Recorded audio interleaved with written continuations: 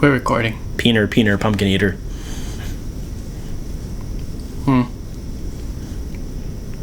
So is that like... Never mind. I'm not going to go there.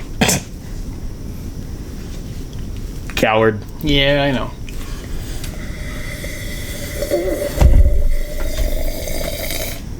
Don't take a big sip like you have some controversial opinion on this.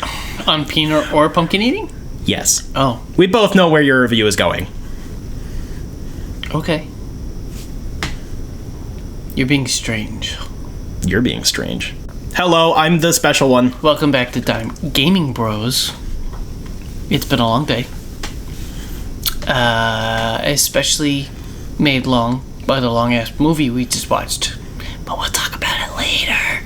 After my review of Resident Evil 7, Biohazard. My colon is a biohazard. I know, it is. Blah, blah, blah. Made by Capcom. WoW. Released January 26th of 2017 for the PlayStation 4 and Xbox One. Oh my gosh, that was 7 years ago. Holy fuck. Released January 24th of 2018 for the Switch. It was a cloud version because Switch doesn't run much of anything. And then re-released on November 12th of 2020 for PS5 and Xbox Series. And it just came out on iPhone like last week and it's shit. And nobody's buying it. It's real bad. I've seen that it sold like 10,000 copies or something. Like absolutely nothing. Big doo-doo. Yep.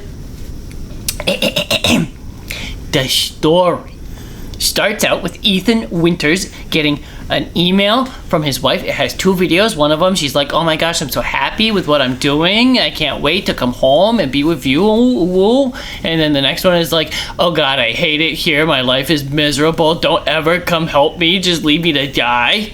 And he says, nah, I'm going to go help her. So, apparently she's been missing for 3 years. So he tracks her down in a place in Louisiana. I think that's their accent. I can't really tell. It's mostly unintelligible. Alligator people. Yes. He finds her at a plantation there, according to Wikipedia. And I'm pretty sure that's a racist term, but I can't confirm. Bless you. No. Do you sneeze every time I say a racist slur? You wish. This is fun. I'm going to test this theory. Oh. She acts super weird when he finds her in the basement. She's got the sus virus. She tries to lead him out or / away. When things get really, really weird, she changes in like mood or demeanor and attacks Ethan while clearly not acting like herself, and then switches back to being a super sweet, nice person, and then switches back to being mean and hurting him. Bro, that sounds like my girlfriend. Sounds kinky. Every woman is bi something. It's either bipolar, bitch, or bisexual. Preferably all three. Wow, so you're just quoting bumper stickers at me now. Yes. This is a very intelligent podcast. When have I never not quoted bumper stickers? Wait. He kills her in a sort of intro boss fight, I guess, only to be knocked the fuck out by Daddy. Ethan comes to at a family dinner with Jack, who's Daddy, and Marguerite, who's Mommy, and their son Lucas, and an old-ass woman in a wheelchair that doesn't really move. Sort of. I'll talk about that. Ethan is left at the table. He escapes and has to work his way out of the house and then get away. The house is a nice return to classic Resident Evil puzzle houses. There are different keys to find that help progress the escape / story. There are a couple really cool shadow puzzles where it's like you pick up this weird shape and you shine it in front of a light onto a painting and you like make the weird spider shape out of a shadow out of the thing. I love hand puppets. It's really cool. There are also like puzzles that unlock better weapons. So like the classic Resident Evil, you pick up the shotgun and then the arms that were holding it in the statue raise up and lock the door behind you, and you have to put the toy shotgun back in its place to lower the arms and open the door. Whoa. Classic things like that. After escaping the main house, Ethan has to go through the lake or boathouse and fight Marguerite. After that, he goes through another building. I think it's like a shitty trailer, but it's like really big inside. I don't know. It's the TARDIS. It's bigger on the inside. To fight Lucas. Ooh, redneck TARDIS. Redneck TARDIS. We are tarded. Yes. All through these houses, Ethan is having a conversation on the phone with a woman, Zoe, who is helping him work through how to escape. It turns out she was one of the many people that were kidnapped by the Baker family. Are they cannibals? Probably, but I don't think anything is explicitly stated. The dinner scene is Texas Chainsaw smelling ass. disgusting. Texas Chainsaw smelling ass. You say dinner scene, and I immediately think, check, Texas Chainsaw dinner scene. Yeah. It definitely is made in a reminiscent tone. They used real roadkill in this video game. Finally, after getting all the things and freeing Mia and Zoe, Mia's his wife, Ethan gets to escape, but only has enough medicine for one other person. Oh, no. And you, the player, have to choose who to give the shot to. Whether it's Ethan's waifu, Mia, or this lady that's been helping you, Zoe. The canonical choice, because I know that gets your rocks off, is to give the shot to Mia, the waifu. Really? Who could guess? Yes. I really don't understand why there is a story-changing decision right here. It's literally the only one in the game, and it feels out of place and like kind of forced in. Like, I don't understand why this is a thing. They escape on a boat. They crash into a crash tanker where the story of the true villain is discovered. There's a scary girl with black hair from the movie The Ring, and she was an experiment at an evil lab. She escaped. She was on this tanker when she escaped, and then she nestled her way into the baker's house and infected them with a mind-controlling mold that can also make people into tall, slimy, moldy monsters. Blah, blah, blah. Ethan finally fights her final form and is carried away in the strong arms of Chris Redfield, his actual true love. Oh my gosh! Chris! Come on! My neighbors are gonna come over here and personally shoot us. I hope so. Moving on to visuals, unfortunately, research shows that playing this on a PlayStation 5 is jank. I tried all kinds of settings and nothing fixed the jank. I couldn't even stream it because it's so jank. Something about HDR just does not compute with Resident Evil 7. Whether it's on the TV or the PlayStation, it doesn't matter. Nothing worked. Weird. This is what happens when you re-release crap. As previously stated, this is the... Oh, I didn't even say it. Oops. As I meant to previously state, this is the first Resident Evil game made with the RE engine. And for the most part, it still looks great. It's clear where the visuals have been improved from here. It's hard to describe how the game looks because people look kind of rubbery and there are a lot of flat textures. That's something I was going to harp on. It's like the first time you walk into the house, there's like pots of food and you open the lid and it's like a flat texture inside. There's a lot of Call of Duty looking ass. That in it? Yeah, that's a good example. No polygons. And it definitely changes in the next couple games that they released, RE8 and RE4 Remake. So like you can tell that this is their first time with this engine, but it still looks really, really good. When you get past that, when you get used to how the game looks, it sucks you in.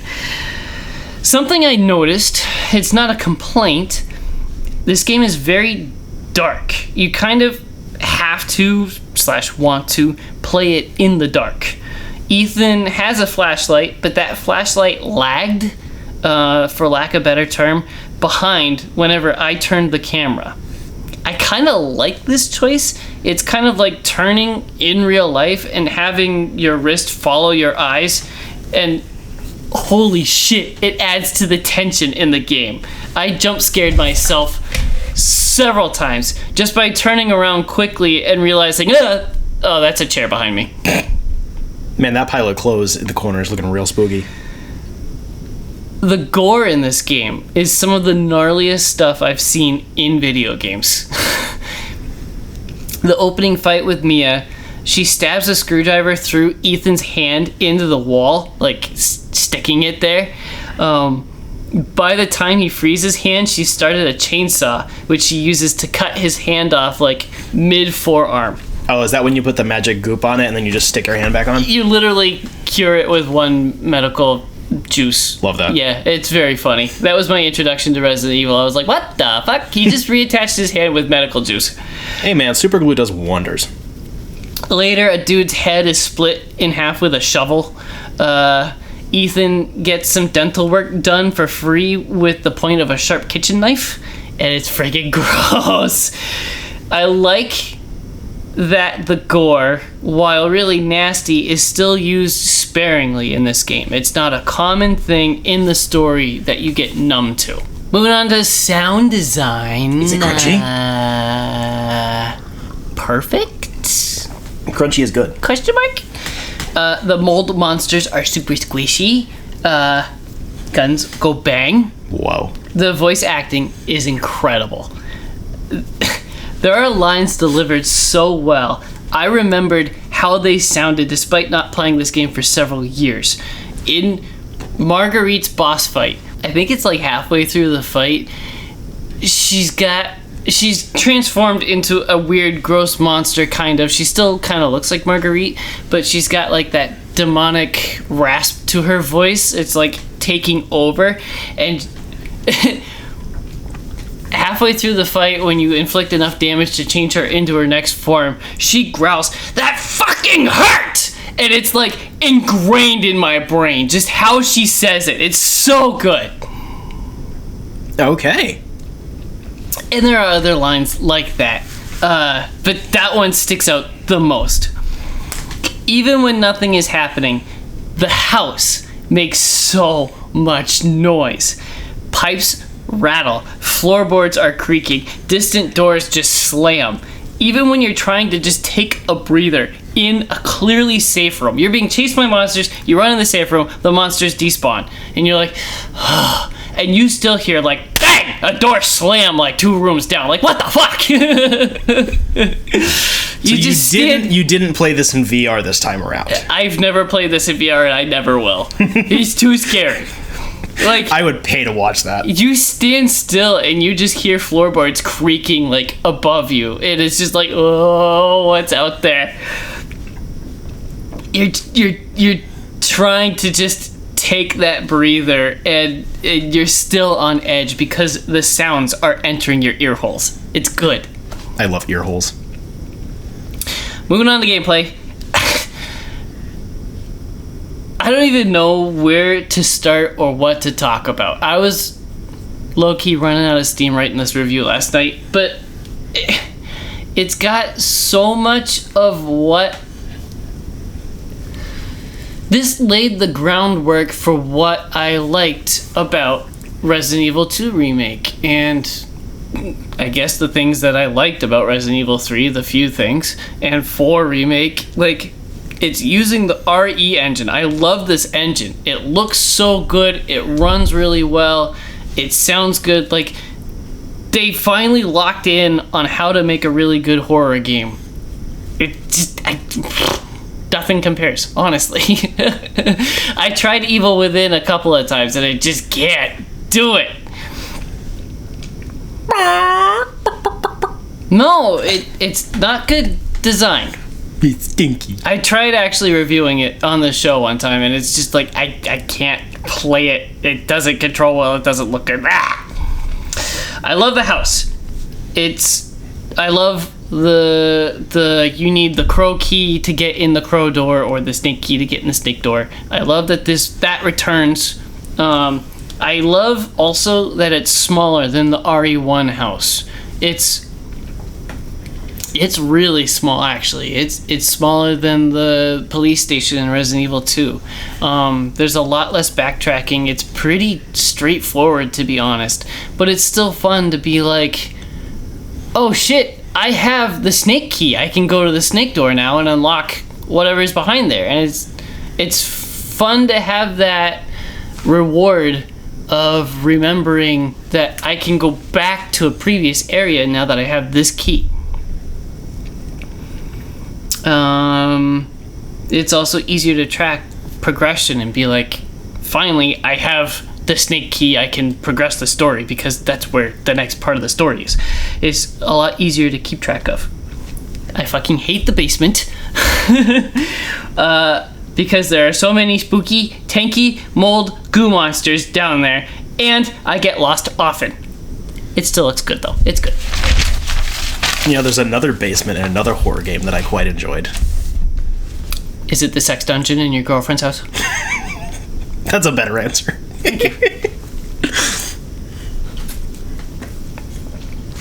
I like that each member of the family has a theme. So, through the story, you fight against Jack and Marguerite and Lucas. Jack is like, the first fight is in the garage because he's the dad, and of course, this makes sense. You kill him with his car. He throws beer cans at you. He throws shovels. The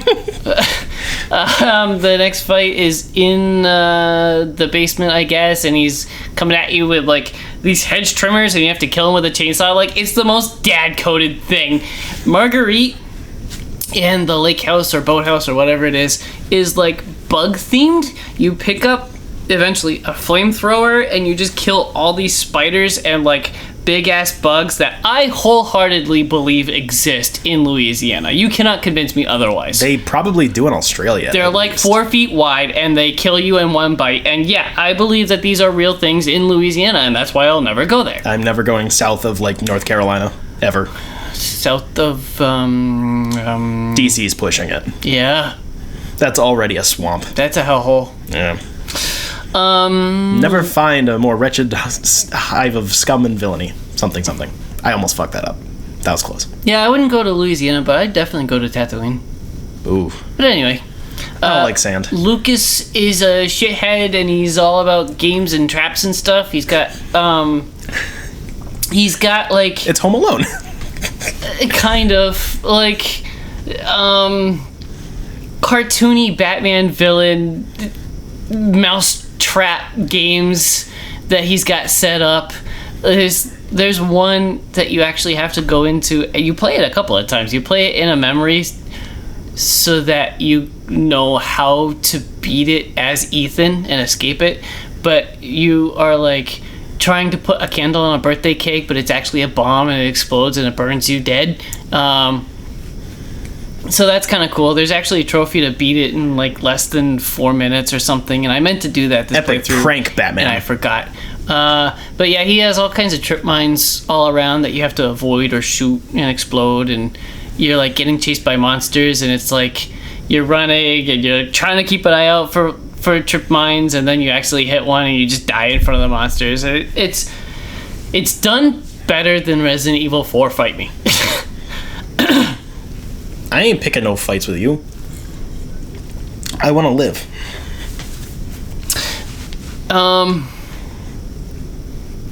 These different themes or different sections of the story, or I don't know how to describe it, it keeps the story fresh and interesting. It's not like Resident Evil 1 where you're just running circles through the same house over and over and over again. It's got different flavors to it, and yeah, it's pretty straightforward, but it's still like visually interesting. There's different themes to it.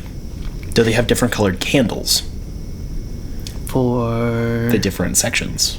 Maybe themed candles. No, I think that would be a good improvement. I don't smell what you're stepping in. The garage smells like bacon. Let me talk about the old woman in the wheelchair. Nice. She's a jump scare a couple of times. I would think. When you first escape the dinner table, she's just sitting there and she barely moves, but like as you're walking around her, she'll kind of flop her head over, her neck kind of bends to like always watch you. That's nice. Which is kind of spooky. That's like my least favorite horror thing. I fucking hate that shit so much. It drives me nuts. The funny thing is, like, you'll be running around and you'll be like, oh shit, I got the crow key. And you unlock the crow door and you run inside and she's sitting right there staring at you. It's like, oh my gosh, what the fuck? And this is why I will never work in an old folks home. Alan Wake 2 taught me that. It doesn't even make sense that she's behind the locked door, that I had to go into the basement and dig through the toilet to get the key. Don't worry. But it's funny and I love it. Creepy old ladies. This game has menuing. I was low-key looking into speedrunning it because it's kind of interesting. You can beat the game in 4 hours, allegedly. And I was like, oh, maybe I could do that. It's a shorter Resident Evil, and I'm pretty familiar with this one. But a big part of speedrunning is you pull up the menu by pressing triangle, of course. That's been the standard for several games now. And you have a limited inventory space, just like any other Resident Evil game for the most part, that you can expand.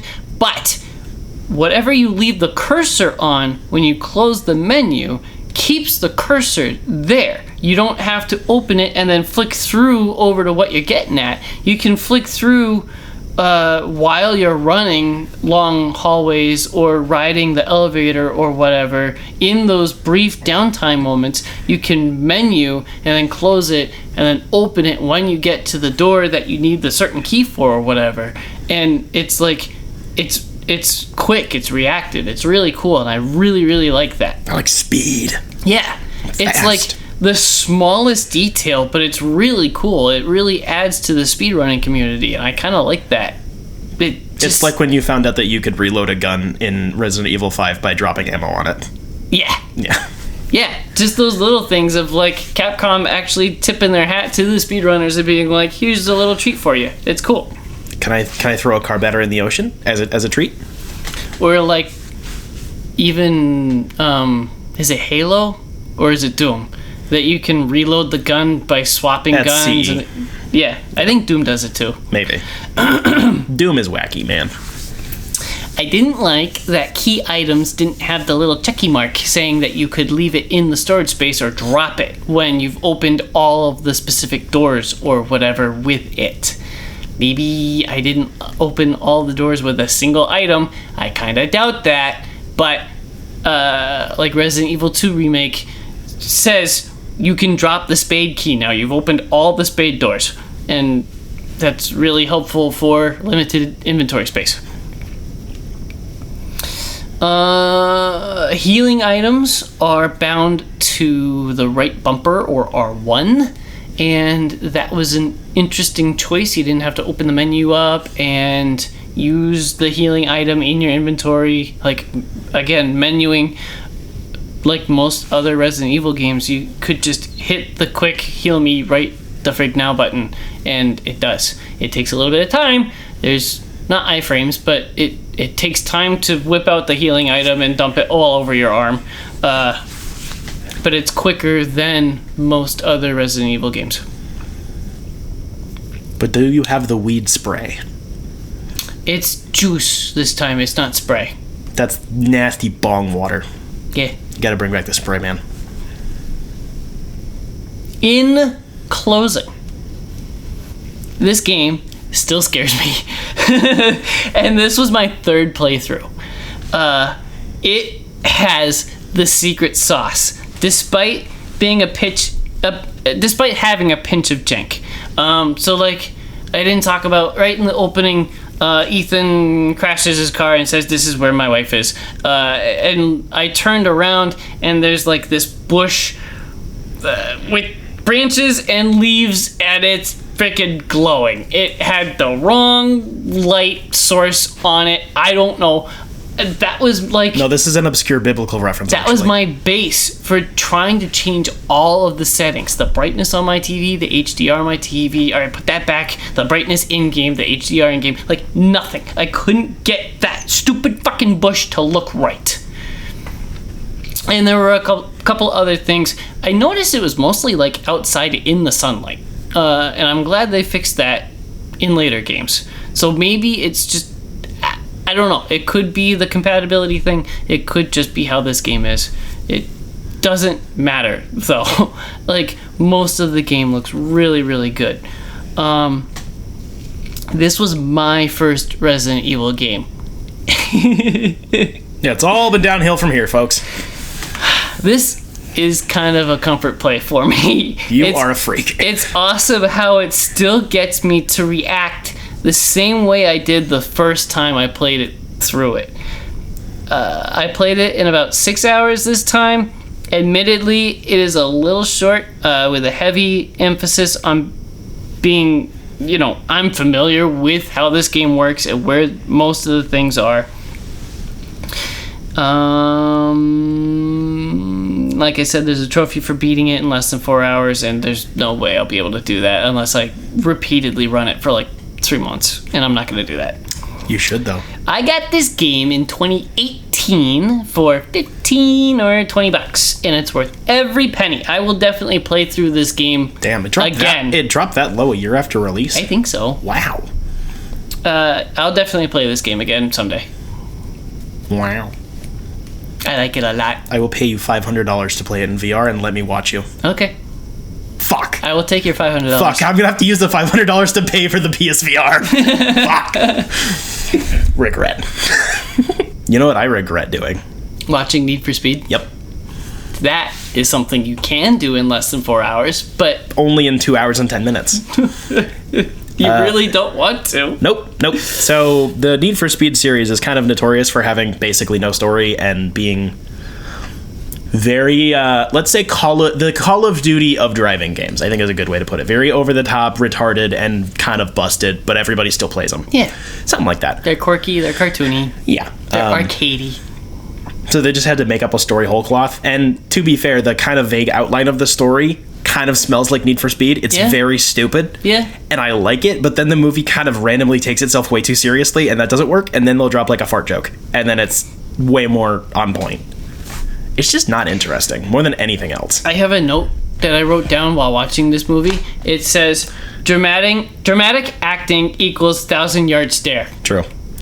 So many characters are just staring hard into the distance. To be fair, while they mutter their lines. It's a pretty stacked cast for like 2012, 2013. There's a fair amount of recognizable actors in here. Yeah. Aaron Paul is literally leading the movie, but like there is no direction given here at all. Like the actors are clearly just kind of making do with what they think they can do, because they're better than this material, by a wide margin, and they can't pull it up. No. It's just, the characters are all... nothing for them to do. Yeah, I'm fine with it being, tropey and stupid and whatever, but, even in that realm,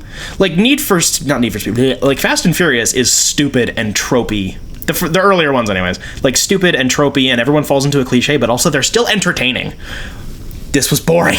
Extremely. Even the car chases are pretty boring for the most part. There's a handful of pretty decent looking car explosions and some stunts, but most of the actual sequences of driving involve the camera being in the car and then quickly panning to the actor's face, and it's so claustrophobic. I hate it. I was gonna say, at the very least, with the first race, I understood the motion of it took a monument or a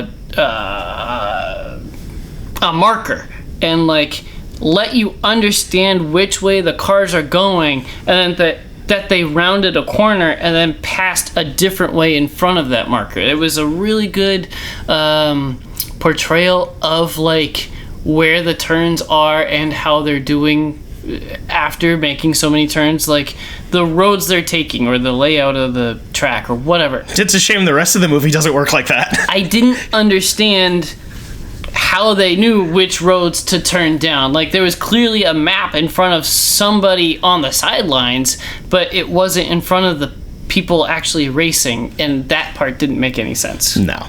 Mega goofy. Yeah, it does get progressively less claustrophobic inside the car as it goes on, because we're getting less street racy and more kind of official racing, even though it's still street racing. Yes. But that bugs me. That bugs a lot.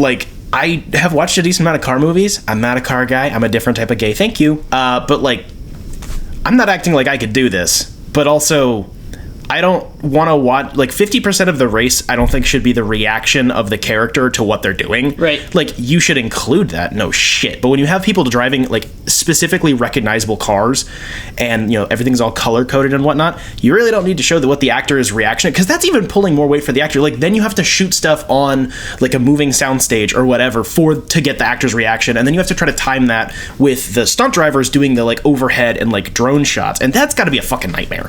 That's really unnecessary. Fuck it, put a GoPro in the cab and that's good enough for me. Like, yeah, you get some reaction shots here and there, but it's so overdone. It's like I can only see Aaron Paul go whoa like so many times before I get bored. Just yeah.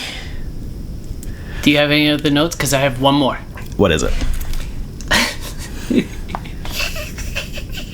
Oh. You could take the soundtrack from this movie and lay it over God's Not Dead 7 Revenge of God. Oh my gosh. It is so right. The shittiest Christian movie music I've ever heard. It sounds like Extreme Days. I don't know what that is. You should. That's from your day. I don't think I want to know what that is. You don't. It's really bad. It sounds awful. It's back when snowboarding was cool. The music was so generic and boring and like the vibe of this movie, so this was made in like the early 2010s. The vibe of this was like 2005. Even some of the costume design and the sets kind of looked early 2000s-esque. Need for Speed is a very like early 2000s coded series. It's never really lost that. So why isn't there Evanescence in Linkin Park the whole fucking right. Like, why not? If you're gonna be stupid, then commit to it instead of like we only have $5 to pay for some random indie band to make a not very good song for us. It really does not add to the production value at all. It's pretty rough. My research showed that this movie probably broke even, if not made a little bit of money, and that amazes me. Only in the international market, though. Yes. I'm actually kind of surprised it bombed in America, because Americans will watch fucking anything. Yeah. I knew it bombed, but still, like, Americans will literally make any movie make $1 billion for fun, because they're stupid. I just don't understand. I don't know, maybe it just wasn't the time and place. Maybe it was a January release, who fucking knows? But, like, real weird. Yeah, this was like clearly trying to cash in on Aaron Paul's popularity as well, because this was made, I think, between seasons 3 and 4 of Breaking Bad. Whoa. Or 4 and 5. There was like a scheduling thing. So like this was like peak, he's the guy, and it just flopped because it's not good. It's almost like an actor, unless you're fucking Tom Cruise, you can't like single-handedly make a movie make money. No. And even Tom Cruise fucks that up sometimes. The Mummy. I mean, he just has his Church of Scientology watch his movie. So True. I mean, they literally do buy their own books to make them make money, so, you know. It's helpful having your own cult. True. I wish I had a cult. Have you played Cult of the Lamb? No. You should. It is on my to-do list. You could have your own cult. It's on my to-do list, man. It's cute. I just been busy. You know what? Not cute. Oh, I know it's not cute. I'm sitting here staring at you. Oof. From Variety.com, the live-action Halo series has been canceled at Paramount Plus, Variety has learned. The big-budget series based on the popular Xbox video game franchise aired 2 seasons on the streaming service. The show originally debuted in 2022, while the second season aired between February and March of 2024. Paramount Plus can confirm that Halo will not move forward with a third season on the service, the streamer said in a statement. We are extremely proud of this ambitious series and would like to thank our partners at Xbox, 343 Industries, and Amblin Television, along with showrunner and executive producer Dave Wiener, his fellow executive producers, the entire cast, led by Pablo Schreiber as Master Chief, and the amazing crew for all their outstanding work. We wish everyone the best going forward. According to an individual with knowledge of the situation, Xbox, Amblin TV, and 343 Studios will try to shop this series to other outlets. We deeply appreciate the millions of fans who propelled the Halo series to be a global success, and we remain committed to broadening the Halo universe in different ways in the future, 343 Industries said. We are grateful to Amblin and Paramount for their partnership in bringing our expansive sci-fi universe to viewers around the world. This could have seen coming a million miles away. It was kind of impressive it got renewed for a second season. What do they mean that the Halo series was a global success? Does he mean the video games or the actual TV show? The TV show made money. Sus. It made money. I play in the Church of Scientology. I guess it's good that they're going to try to shop it around, at least. I did finally finish season 2, and it was a bit better. It wasn't amazing. It wasn't even good, but it was more tolerable. The things I liked about season 1 continued in season 2, and the things I didn't like were at least a little bit less. Yeah, it was still weird and had some serious writing problems, but it was fine. But he fucked a heretic. I know. Stop reminding me. I guess I'm just glad that they're at least going to try to shop it around for a third season. I would assume if they do get a third, they'll probably wrap it at that. But, like... I would rather they just reboot it, honestly. I would, but in terms of, like, the economy of these stupid TV shows and how many people get involved in making them, if they can get another service, like fucking Peacock or whatever, to pick it up for another season, that's another couple more years of people having jobs, and that's something... To be fair, they finally, actually got to a Halo ring at the end of season 2. So holy shit! I know they actually did the thing. So we could have seen this coming a mile away. They did put up the entirety of the first season on YouTube after a couple of months. So you included this next one for me from IGN.com. I did. Again. I'm gassy. With rumors flying that Resident Evil 9 is on the verge of being revealed, Capcom has confirmed that the next entry in the storied survival horror franchise is now in development. Development will be led by Resident Evil 7: Biohazard's director Koshi Nakanishi, who confirmed the new sequel in the course of talking about the previous game's mobile release. It was really difficult to figure out what to do after Resident Evil 7, Nakanishi said, but I found it, and to be honest, it feels substantial. I can't share any details just yet, but I hope you're excited for the day I can. Nakanishi has a long history with Resident Evil in addition to 7, which helped revitalize the series in 2017. Nakanishi directed Resident Evil Mercenaries 3D for the Nintendo 3DS, as well as the first Resident Evil Revelations game. Nakanishi also served as a designer on Resident Evil 5. I am excited for 9. 79 is apparently a trilogy. Whoa! Based on Ethan Winters' family. Whoa! And there was even a story DLC released for Resident Evil 8. Which you're going to talk about next month! He was pointing at me and I had to bite his finger off. Old lady jump scare. Unless I do Resident Evil 8 next month, and then I do the story DLC the month after that. Dude, because I'm tired! That'd be so fucking cheap, man. I did a 2-hour story DLC. Now listen to me talk about it. Bruh. So yeah, I'm excited for where 9 could go. Neat! And hopefully, it'll be the bestest ever looking Resident Evil game we have today. Oh my gosh, that's how numbers work. That is how numbers work.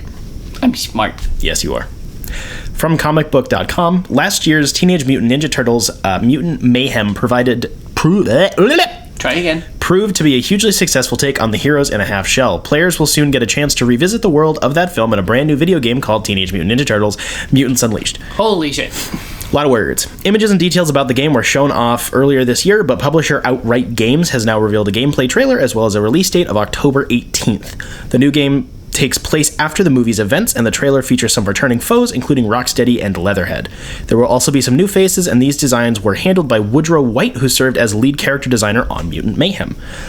Mutants Unleashed is a 3D brawler. The game's campaign can be tackled solo or with a friend in 2-player co-op. Each character will apparently have their own unique playstyle, and players can unlock new moves through that turtle's skill tree.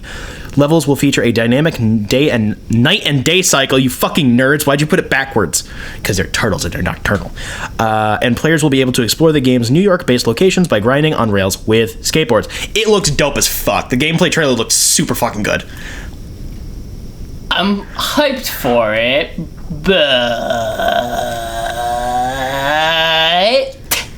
there were a couple of rough edges that I picked up on. So, like, it showed a quick, like, second shot of a character walking, and then as that character turned, it looked a little jank. Obviously, that shit can be polished in post or whatever. It hasn't been released yet.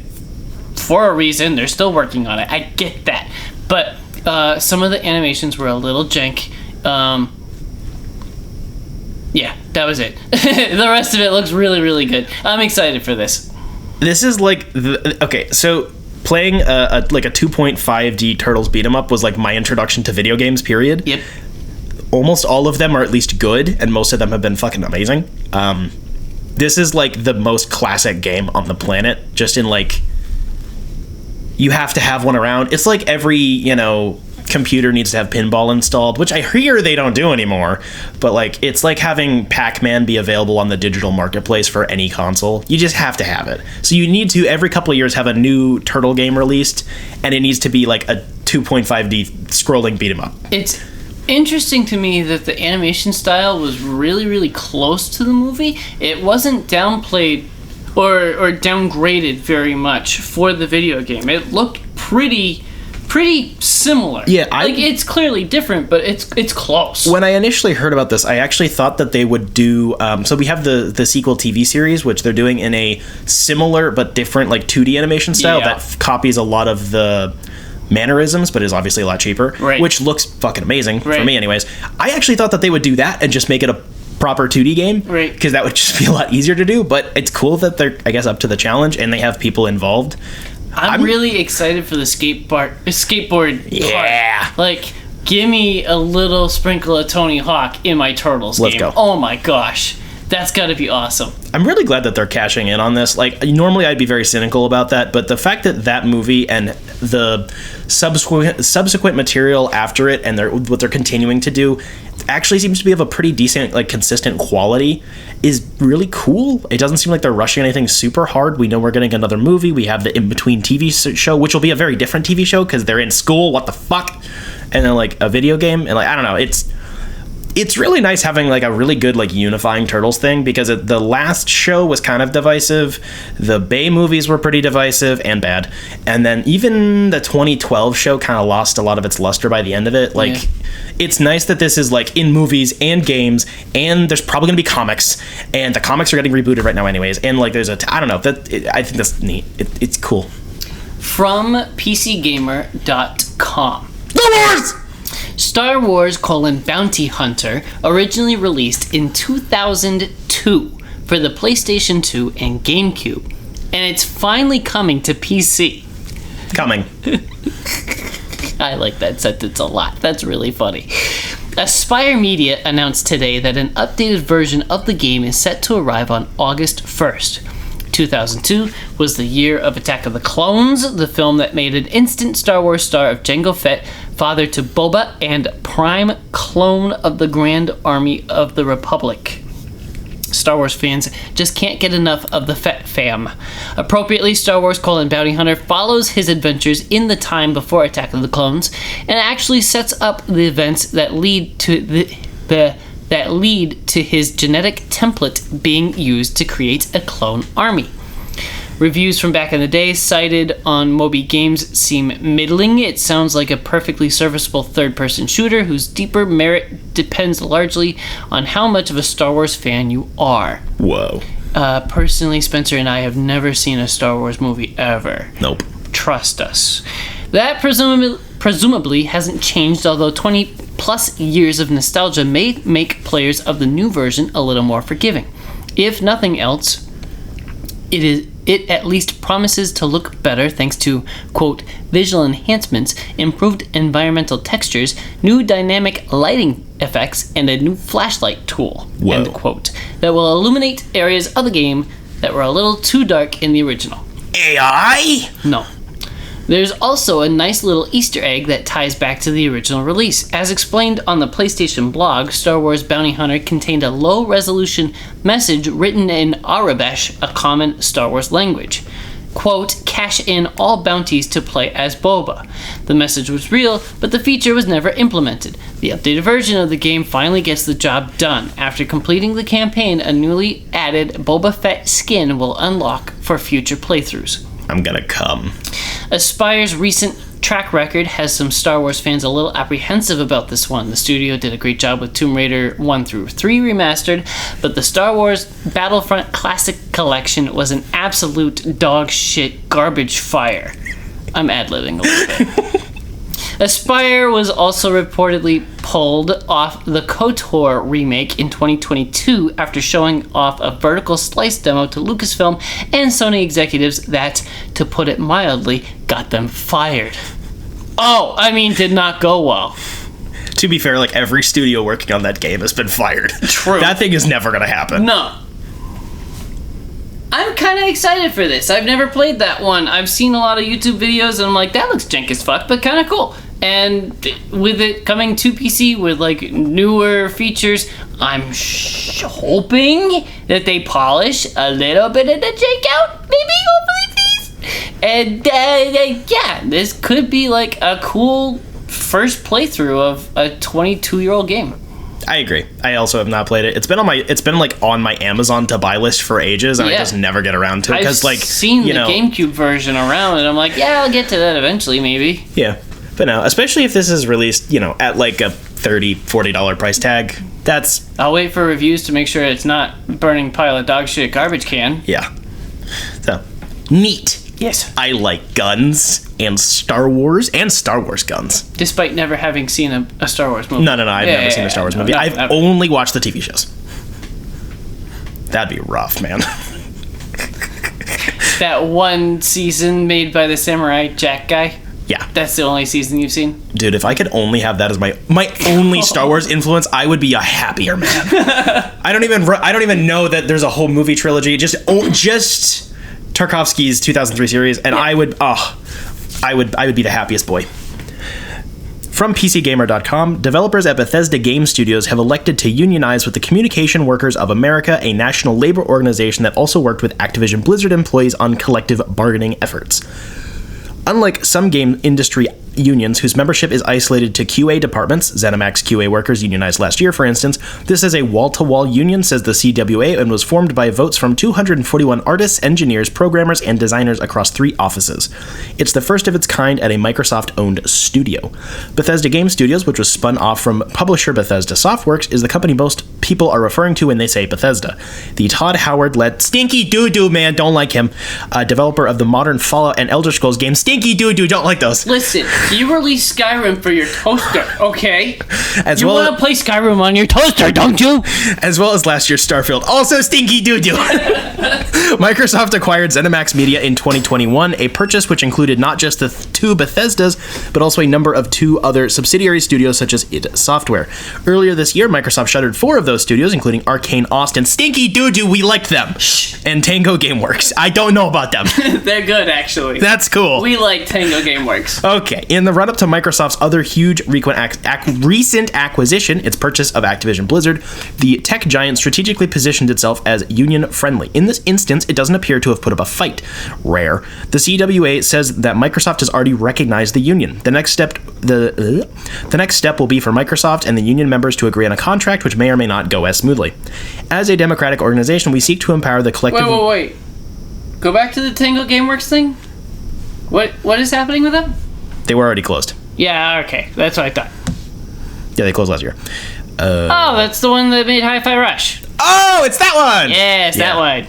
As a democratic organization, we seek to empower the collective wishes of our studio's workers, having a safe, sustainable, and equitable work environment for all, announced the newly formed union, which is calling itself 1BGS. I don't know what the fuck that acronym's supposed to mean. Oh, you made an award-winning game that sold more Xboxes for us? How about you close your doors? True. Having a proper seat at the table at the discussions... And then we're going to say we need more games like this game from studios like this that we just closed. Having a proper seat at the discussion table allows us to turn those wishes into reality. This is a win! I know, Spencer talking about unions, this never happens on this show. I've never heard of this. But this is like actually, not just because like it's a good thing, but like a wall-to-wall union for Bethesda is like pretty fucking big. That's good. It's a shame that Bethesda still sucks, but it doesn't mean I think they should all get fired, so, It is weird that Microsoft is positioning themselves to be a lot more less shitty about this, but to be fair, they're also involved in some weird trade disputes over Game Pass right now, which might be relevant. I couldn't get a lot of direct info on that made sense, but basically people are saying that Game Pass changing its prices around is fucking up a lot of things, and they should stop doing that, and Microsoft is going neener, and that's cringe. But that's like, I couldn't get like a straightforward anything on that, so that might be relevant to what's going on. Interesting.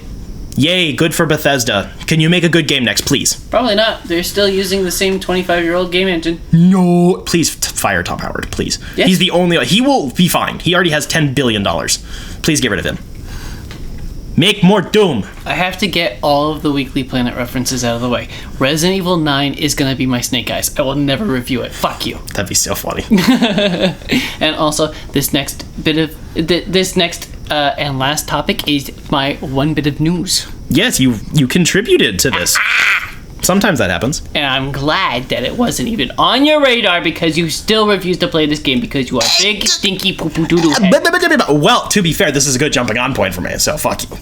I waited for a good time, and it's about to come. Like me.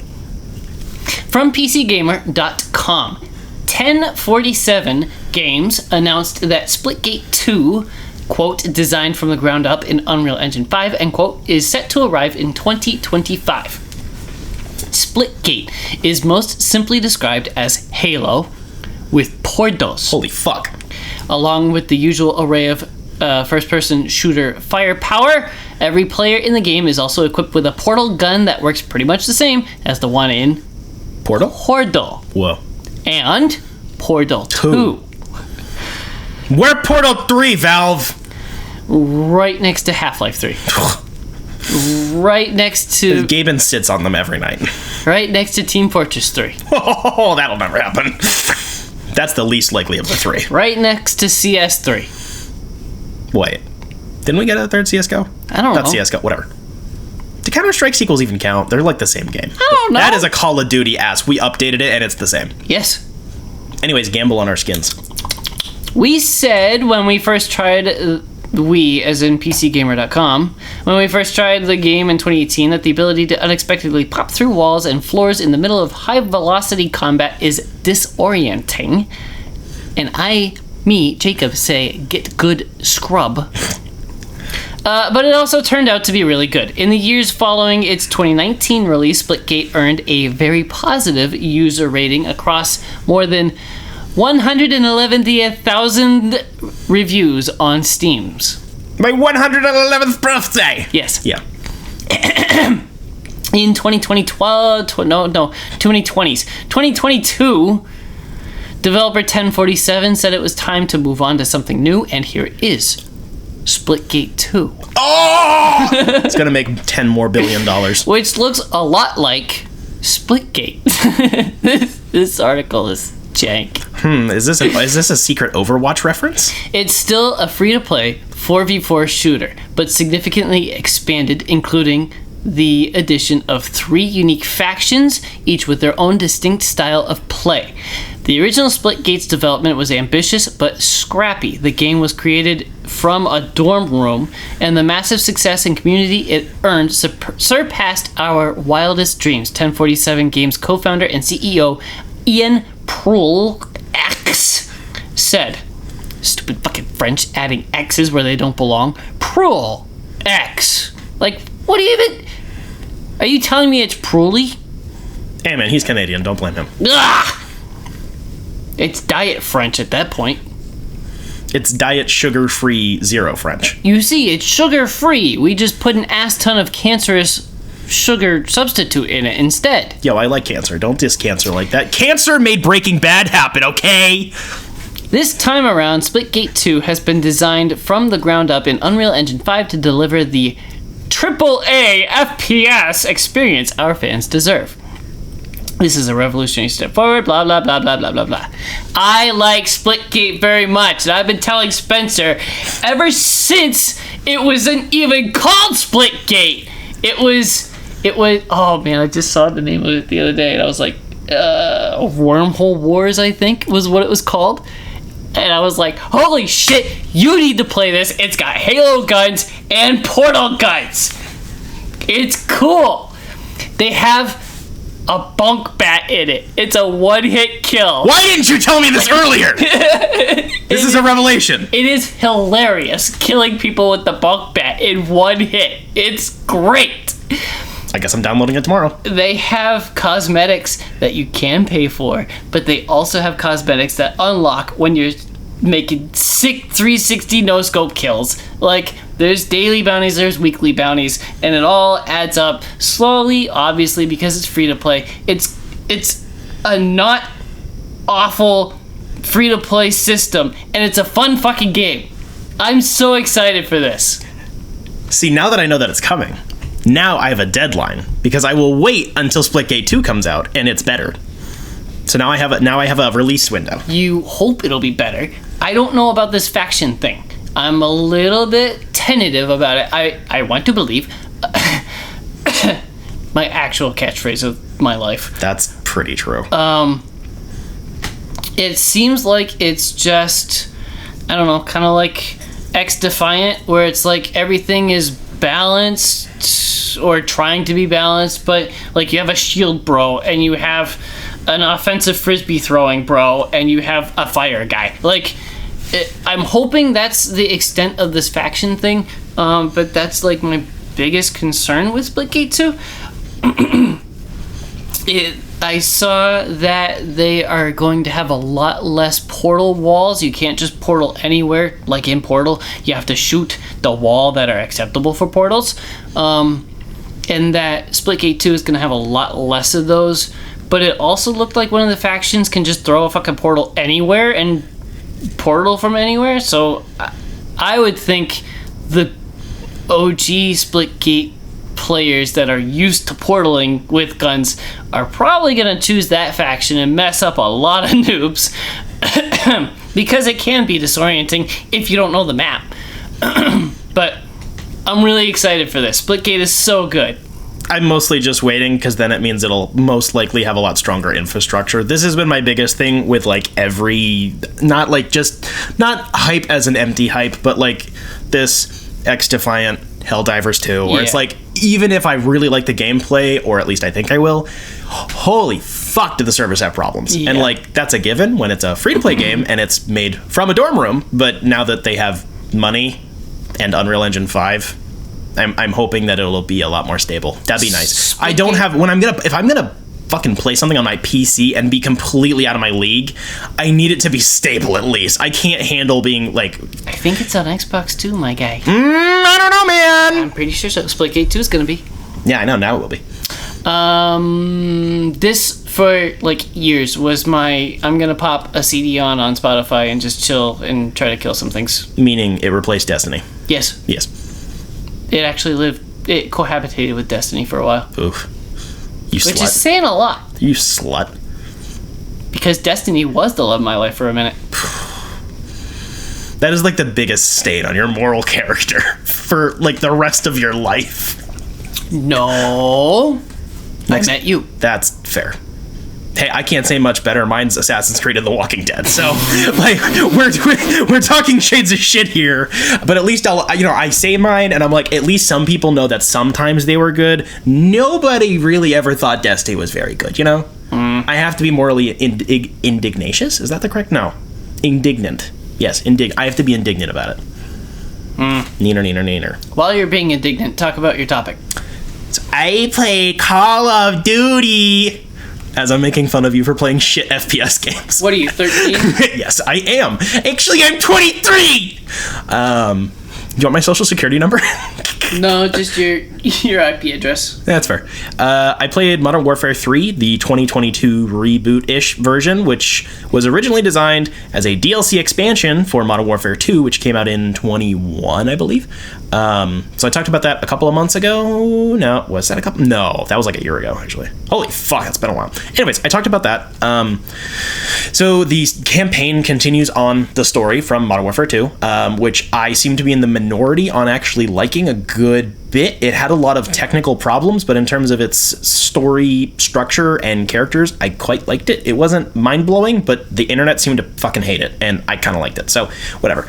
It kind of continues on that same tread. It retreads a lot of the original Modern Warfare 3's characters, kind of set pieces and general plot outline in terms of now the big bad is Makarov, who's a big Russian ultranationalist. One of the members of Task Force 141 will die. All that. Ew! Why'd you touch my hand with your foot? Spencer was talking with his hand, and I put my foot in his hand. Ew! I'm Italian, not Quentin Tarantino. I think you're part woman, the way you talk with your hands. Women are all Italian, don't you know?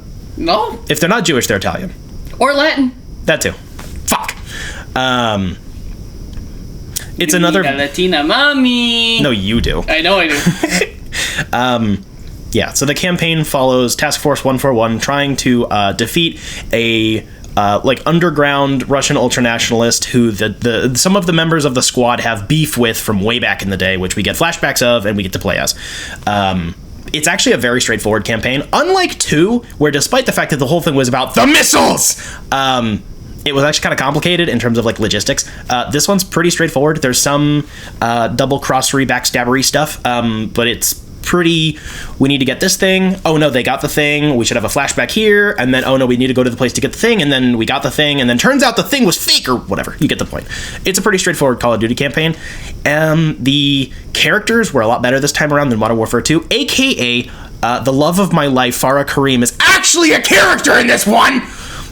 The main star of the first game returns here with a, I'd say, third primary character-ish. So pretty big role. Unlike 2, where she was a glorified cameo, which I fucking hate. So we primarily follow Soap, Farah, and Price, the popular ones. And then Ghost, Gaz, and what's her name? Overwatch lady, the blonde one, whatever. The mean bitch. Yeah, the mean bitch who I like. Play backup, basically. It's a pretty straightforward outlook. Makarov, I think, is actually pretty well handled here. He's pretty similar to his original Modern Warfare 3 counterpart. This may just be a taste difference, but I actually felt more like this one was a person. Makarov in Modern Warfare 3 is one of Call of Duty's like best villains, but also he is like the most mustache twirling like fascist on the planet. This one is also evil and stupid, but he also seems fairly intelligent, and I don't know, I think it might just be because of my like modern gamer brain. When the cutscenes look better, I can read more human emotions in them. The motion capture here is done pretty fucking well. The characterizations are a lot more honed in. Modern Warfare 2 had a lot of overlap between Soap, Gaz, and Ghost that kind of got messy. While their voice acting was all handled really well, they did kind of all tell the same jokes, and that kind of doesn't help. Here, they are obviously all still fairly comedic characters as a Call of Duty game, but they do feel like they have a lot more straightforward personalities, which I liked.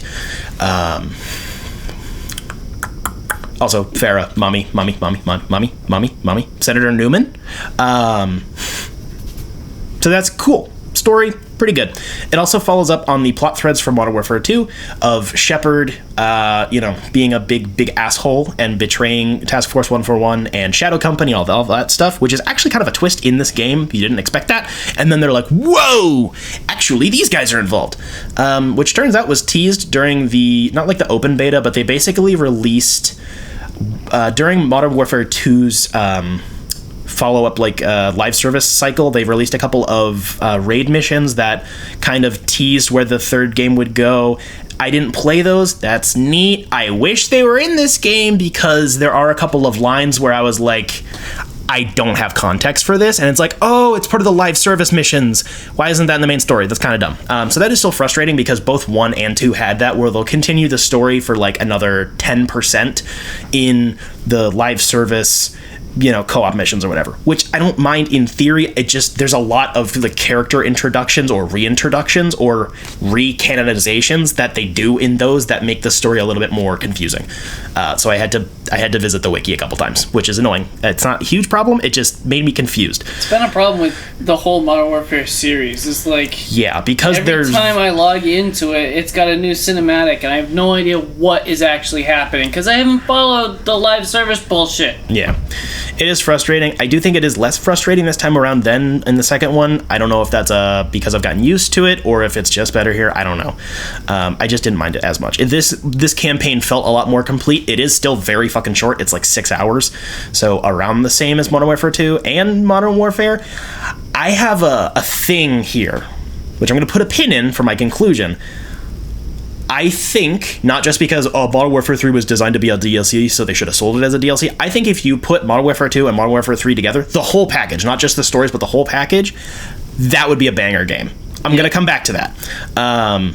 So campaign, pretty solid. The level designs are fine. The characters are all pretty good. The general appearance presentation is very similar to Modern Warfare and Modern Warfare 2. It still uses the Call of Duty infrastructure, which fucking sucks. It's less janky than Modern Warfare 2 was. I will admit that. I can say that because I've been playing Modern Warfare 2 right now. I'm still playing it right now. I've gone back. Hardly. It's enough for me. It's just enough.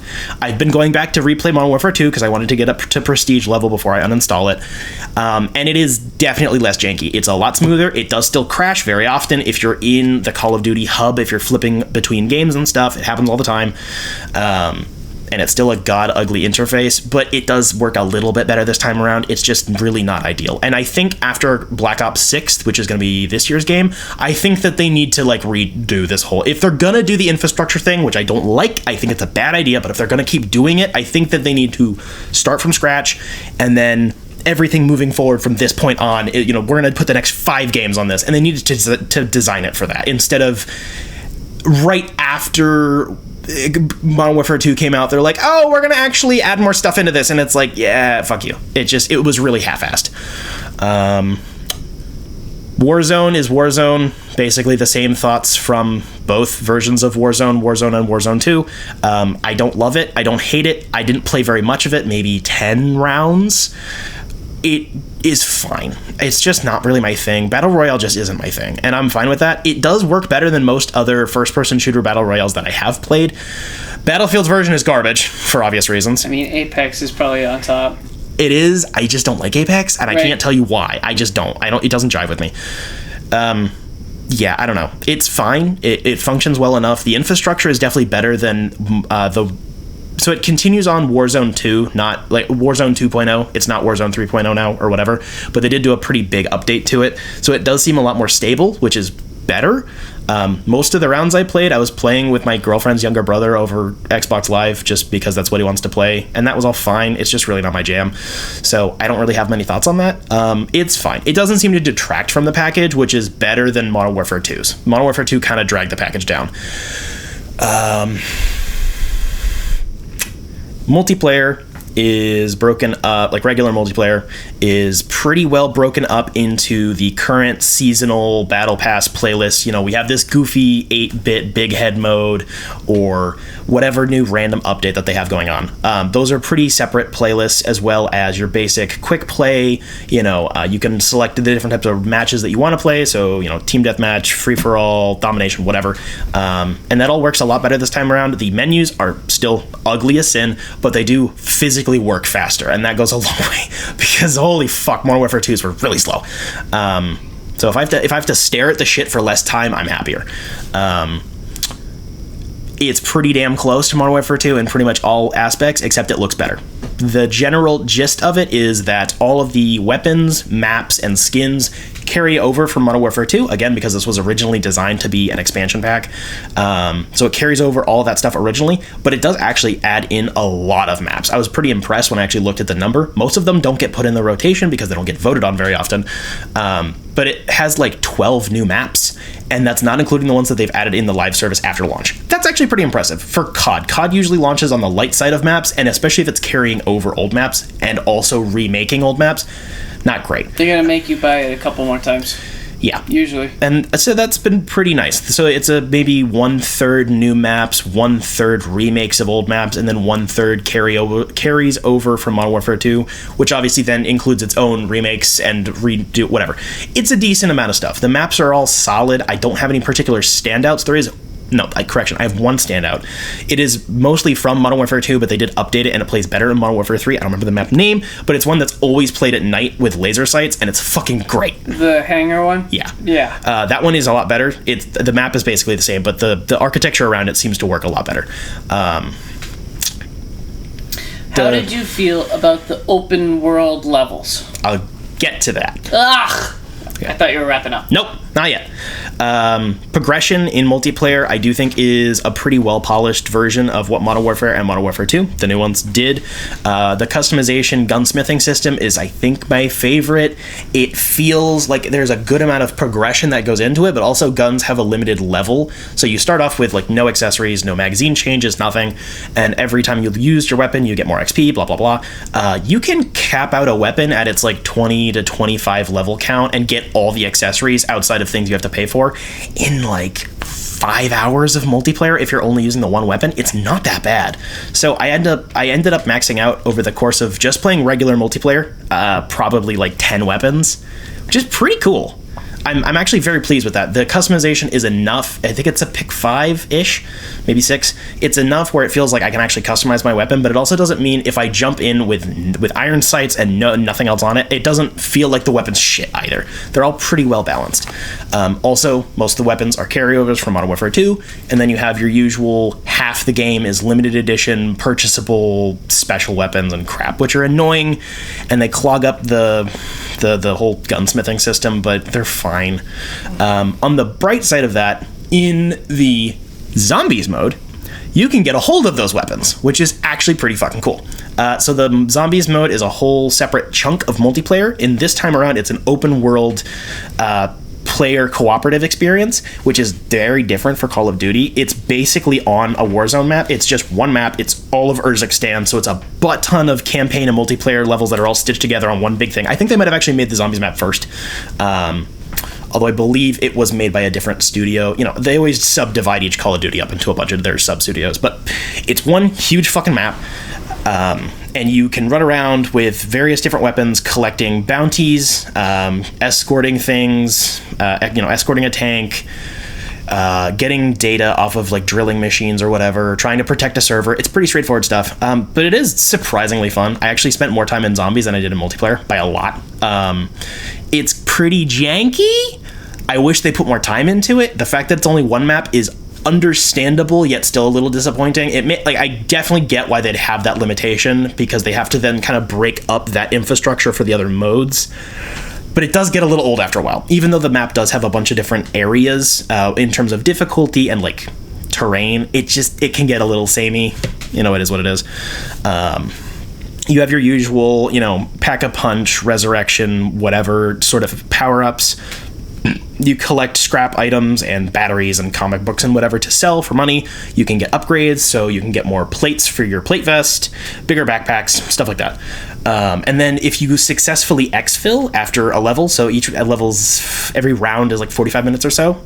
If you successfully get to an exfil chopper, defend it, and get on it, when you go into the next round, you carry over all your shit, which is the point. So if you successfully exfil, I think it's 20 times is when you get like all the perks. So the point is to successfully get the fuck out, which is pretty cool. It actually makes it feel worth the investment.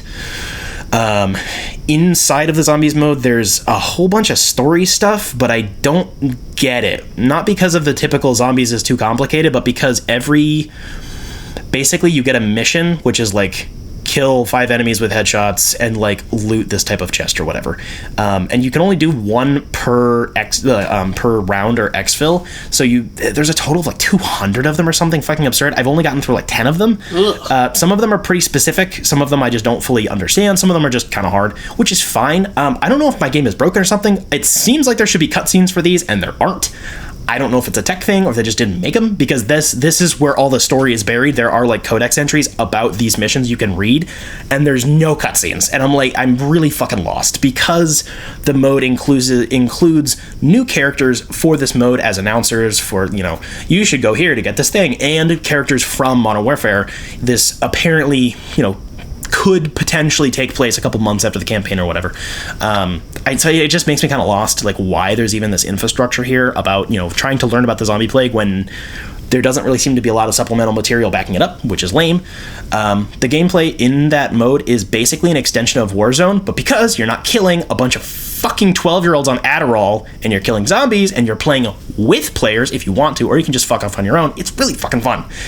This is like the definition of I put on a fucking album and just go to town. Like, this is actually good mindless fun for me, and I don't usually like that too much. PvP is a little too sweaty for like having sound off.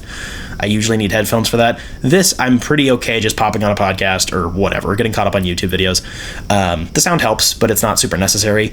There are also enemy mercenaries throughout the levels. They have strongholds and stuff. They're just non-player entities. They're fine. The AI is not great, but it's not horrible either. Same thing with the zombies. They're fine. There's some like weird mutant zombies as like mini bosses.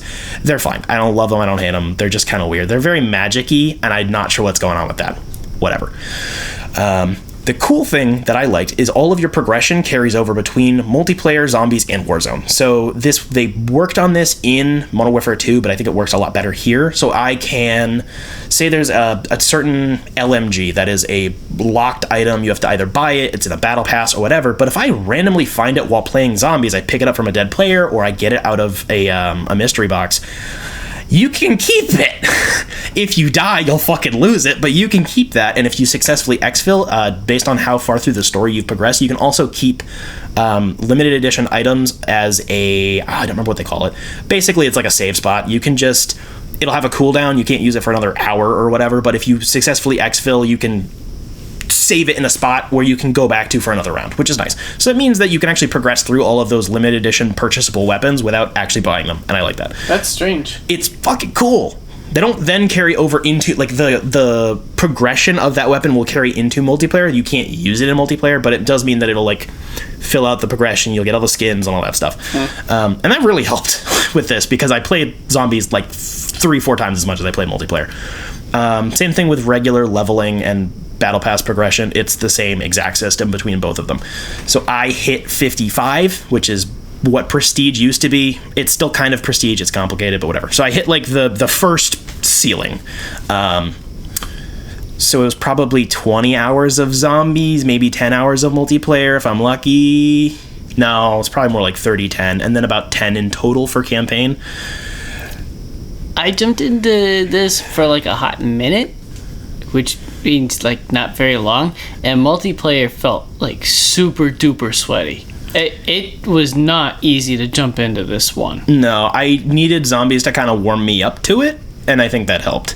I don't know if it's just because my brain like was able to switch back into sweaty mode or something. I have no idea. It's definitely sweatier than 2. I can't tell you exactly why, because almost all of it's the same. I'm gonna preface, it's not because I suck. I've been kicking ass in X Defiant, like having a blast. But Modern Warfare 3 just kicked my ass. Yeah, I'm still usually around like 1-1. I did not like. Yeah. I don't know. I don't even know why, but it just felt like super sweaty. Yeah. Tech-wise, I have very little issues with multiplayer or campaign. Everything loads in fine. There's very little pop-in. In zombies, every once in a while, I'll get into a round where clearly a bunch of people in the group of like 10 or 15 people that load in that have a really bad connection, so there can be some serious rubber banding problems. But most rounds still go through pretty well, and considering it is a PvE mode, I'm a lot less salty about it. When you have rubber banding when playing PvP on a sweaty game, it's infuriating. But when you're shooting zombies who are walking slowly towards you, it's annoying because it'll fuck up your game. But after it doesn't really matter. No, but like unless they're getting downed like all the time, and it's like, bro, go reset your router and come back. Yeah, right. And you know, it is more difficult when you're playing with those players. But even like you can just tell, even if you're in a crew by yourself, if the other 19 people on the fucking server are bad, like you can tell. But you basically learn how to lead your shots in a way where it doesn't matter. It sounds dumb. I just kind of adapted to it. It just didn't bug me that much. If you have like 4 or 5 rounds of that in a row, it's really annoying, but whatever. Swinging back around to campaign, there are about half the levels that are open-ended, large-scale Warzone-esque, and they're not shit. I like them this time around. Modern Warfare 2s were not very good. I tried really hard to defend them. They weren't that great. Here, there was really, really, really bad pop-in with Modern Warfare 2. It was bad. Just like draw distance and whatever. It was bad. It was pretty rough. These ones are not mind-blowing by any means. They're still very silly, I guess. They're functional. They are very functional. You'll have, it's like the 3rd level, I think is the first one. That's a big open space. You'll load in. There are like 30 collectible weapons and like armaments that you can collect while you're going around. There's a bunch of different chests and shit. There's achievements for that, of course, blah, blah, blah. The enemies react fine. It's not Assassin's Creed level of shit AI, but it's not like mind-blowing. We're not talking Halo here, but it's okay. It's good enough. And then you, of course, have your like plate armor system, your parachute, ascender line, and stuff like that, which is all fine. I just like them. They are very time-consuming in comparison to the regular levels. When they're linear, it's like a 20-minute level. The open ones, if you want to collect everything, are like 2 hours. But it's good enough for me. I just didn't have much to complain about. Maybe I've become less picky, but maybe it was just because 2 kind of sullied the experience so much. This is not mind-blowing, and for the launch price of $50, it's a lot. But 2 points. One, I got it for $15 off of eBay, which was a fucking steal. Wicked. So that's cool. So I'm very happy with the amount of money I had to pay for this. Wait, what did I get it for? Did you beat me on this one? Yeah, I did. Oh my gosh. Yeah, no, I got it for a steal. I was hunting hard for this, especially because I got such a shit reaction at first, and I was like, oh fuck yeah, let's go, I'm gonna get it real cheap. I was waiting for under 20, and that was 3 months after release, maybe. It was pretty fresh. And then pulling my pin out for my final point, if you combined Modern Warfare 2 and Modern Warfare 3, not just in terms of the campaigns are both short and the stories are a little unsatisfying with how much conclusion or wrap-up there is in each story, or that there isn't necessarily enough content for multiplayer, I just think as a whole, it would, if you sold me, if Call of Duty wants to go up to its new $70 price tag, which is what every new game is pushing for across the board, which I'm fine with for the most part, but if I'm gonna buy a game for $70 launch day, if you told me it has, if it just smush, like 12 hours of campaign, another, like 30 multiplayer maps, which is a mix of new, old, and remakes, 2 different types of you have your co-op raids, and then you have all the Warzone stuff, and you have the open world zombies mode, that would be a fucking killer. And that's just why it's frustrating more than anything else, is I'm actually pretty pleased with it. It's not the best COD game, but it's pretty good, especially for how inconsistent the last 8 years have been. But holy fuck, if you just smush these 2 damn games together, I would be screaming about how good it is. That's an easy $70. It for sure, and it's just really disappointing that they milked it. COD always milks it, but this is probably the most milked purchase, where it's this was barely a full game, and the game it attaches onto was also pretty small and barely functional. So it's very frustrating. Especially after 2019 kicked ass so hard. Yeah. Fuck, if all 3 of those were shoved in a pot, oh my gosh, I'd pay $300 for that. I don't even fucking care. I would pay more for it because I know I'm getting a big ass good experience. I was gonna say 150, but okay. I think 150 would actually be reasonable. Yes. I was kind of being hyperbolic, but you get my gist. I would be okay with that because I know what I'm getting into. They're almost certainly going to make a 4th game. I'm pretty confident, just based on where the story leaves off. I haven't played the follow-up mission stuff yet because they're kind of hard to sort out. It's complicated. The launch cycle, the live service cycle for this has been fine. The battle pass stuff seems to be doing fine. It's nothing amazing, but it's not the worst. We're not talking modern. We're not talking about World War II levels of loot box bullshit. The internet doesn't hate this game that much, so I'm thinking in a couple of years we're probably gonna get a Modern Warfare 4. Am I really stupid? Did I miss your OG Modern Warfare 3 review? Nope, I haven't done it. Oh. Because the reason why I didn't was because I was hoping, because there was a lot of rumors that they were going to remaster Modern Warfare 3 as well. Oh. And then it came out that they're just making Modern Warfare 3, and I was like, well, fuck. Gotcha. If they did both, I would pay $70 for that. If it wasn't a garbage remake. If they smush, I would buy that. I would still buy that. So that's what I was hoping for, because I did 1 and 2 doing both versions. Yeah. Okay. Maybe they'll do it as post-launch content. Unlikely, but they could. It seemed to be pretty legitimate sources that were they definitely have been working on it. So it's kind of weird that they didn't. Right. Solid buy. I'm okay keeping it installed. That's a lot, especially for how big the damn game is. Yeah. It's a quarter of my hard drive, but I'm still having fun with it. I don't feel like I'm burning a hole in either my pocket or my time. I'm still getting a lot of time value out of it. I still feel satisfied, so solid. We're so, you know who else is satisfied? It's a step above Modern Warfare 2, but it's still a step and a half down from 2019. Good spot. You know who else is satisfied? My mom. Our patrons. My mom is not a patron. And Jeff Lawrence went over to patreon.com/dimecomicbros network. Jeff is very satisfied. And subscribed under one of the 4 tiers that they found there, and they're very satisfied with all the things they get for their money. I did that with my eyes locked on yours. Suck my balls. Yeah, because usually you look up the give us money so I can buy loot boxes. No. So we can buy more shit games and review them. True. Our pain is your enjoyment. My pain is my own enjoyment, to be honest. I probably am a masochist. My candle has burnt out. Oh no. I have a dead candle. I need to buy more candles, so please go to Patreon and give us money. Ooh, blueberry cake. Ew. Yeah. I'm a cinnamon.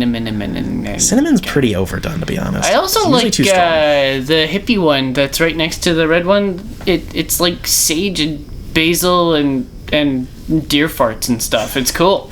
That's usually my preferred gender of candle is deer farts. Deer farts and pine. Yeah. Yeah. That's the go-to. Just throw some tobacco in there. Oh. You know who sells candles? Jetpack. I don't think they sell candles. I'm pretty sure they do. I think they've had those weird ass candles that look like the weird ass Catholic candles, but they have anime girls stickered all over them. I'm pretty confident. Oh no, you might be right actually. Yes. I don't know if the candle's included or if it's just like the glass case, but that's something. Jetpack sells the weirdest shit, and you should go to their store and buy weird shit from them. They will no longer be selling energy drinks to people under 16. Wow. It sounds like they had some angry parents, so they put up a little sign. They're like, if you're under 16, we're not arguing with your parents about this. Oopsie. I thought that was funny. Sorry, lady. Yeah, go to Jetpack, buy your comic book stuff. And energy drinks. And video games. And your weird Catholic anime girl candles. Yeah. They don't have body pillows, but they do have statues, which you can put in a jar. I'm glad they don't have body pillows. Oh, yeah, no, that would be I too would far. probably stop shopping. I agree. I would be chewing them out a lot over that. That's too far. Like, how do I not know this has not been used by any of your employees True. before you put it out for sale? John! I wasn't going to call anybody out. I don't care. He's a weeb. Ralph, get out here and tell me this is your cum stain. I know it is. Oh, my gosh. Oh, boy. Next month. I'm talking about Resident Evil 8. Wow, that's how numbers work. I'm going to be And talking... maybe the DLC. We'll see. You should. I'm going to be talking about Gone Home because I wanted a different weird gay game to play. I don't think you're going to like it. I have no clue, but we'll see. If it's complete doo-doo, maybe I'll pick something else, but that's what we're trying for. I mean, it'll be an easy review, but I don't think you'll be wowed by it. I will not be pleased by the lesbians. No, I don't think I'm so. usually pleased by the lesbians, though. Yeah, but this one was pretty, like... I'm lesbian, and I'm sad. Dude, same. Like, damn, bro. Anything else? No, I'm home. Okay. Damn, she literally did do she did Gone Home. Yeah. Whoa!